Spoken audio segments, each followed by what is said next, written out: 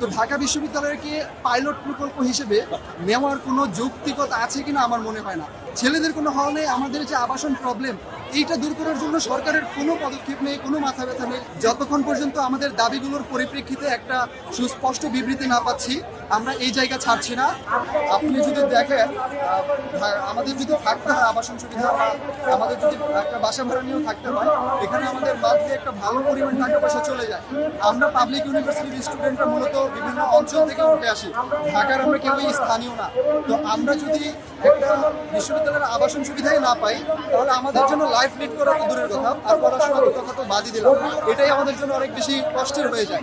আমাদের প্রধান দাবি হচ্ছে আমাদের যে দ্বিতীয় ক্যাম্পাসের প্রপোজ করা হয়েছে 2016 সালে, এই ক্যাম্পাসের কাজটা অতি দ্রুত সেনাবাহিনীর হাতে যেন হস্তান্তর করা হয়, যাতে করে আমরা নির্দিষ্ট টাইম ফ্রেমের মধ্যে আমাদের বিশ্ববিদ্যালয়ের কাজটাকে স্বয়ংসম্পূর্ণ দেখতে পারি। আপনি দেখেন গত 8 বছর যাবৎ প্রশাসন এখন পর্যন্ত ভূমি অধিগ্রহণেই তাদের পুরো সময়টা কাটিয়ে দিয়েছে।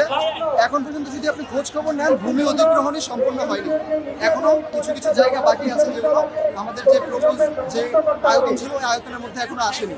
তৃতীয়ত হচ্ছে আমাদের যে হিট প্রকল্প, একটা প্রকল্প হাতে নিয়েছে বর্তমান সরকার, তো শিক্ষা মন্ত্রণালয়ের মাধ্যমে এই প্রকল্পের আওতায় তারা পাইলট প্রকল্প হিসেবে ঢাকা বিশ্ববিদ্যালয়কে বেছে নিয়েছে।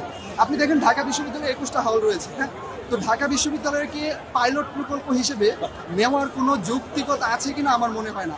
যেখানে পাশেই জগন্নাথ বিশ্ববিদ্যালয়, যার ছেলেদের জন্য কোনো হল নেই, মেয়েদের জন্য একটা মাত্র হল, সেটাও আমরা আন্দোলনের পরিপ্রেক্ষিতে 2016 সালে আন্দোলন করে হলটাকে আমরা হলের দাবিটা তুলে আমরা হলটাকে অ্যাভেল করতে পেরেছি। কিন্তু ছেলেদের কোনো হল নেই, আমাদের যে আবাসন প্রবলেম এইটা দূর করার জন্য সরকারের কোনো পদক্ষেপ নেই, কোনো মাথা ব্যথা নেই।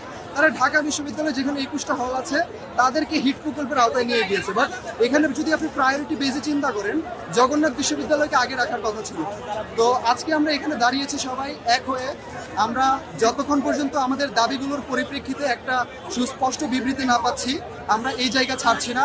আমাদের একটা প্রতিনিধি দল আছে, তারা আমাদের দাবি দাওয়াগুলো নিয়ে আমাদের শিক্ষা সচিব বা যারা দায়িত্বপ্রাপ্ত ব্যক্তিবর্গ রয়েছেন তাদের কাছে গিয়ে আমরা উপস্থাপন করব। তারপরে আমরা তাদের কাছ থেকে একটা স্পষ্ট বিবৃতি পেলে তারপরে হচ্ছে আমরা আমাদের কর্মসূচি হয়তো আমরা উইথড্র করতে পারি বা আমাদের কর্মসূচি আমরা চেঞ্জ পরিবর্তন করতে পারি।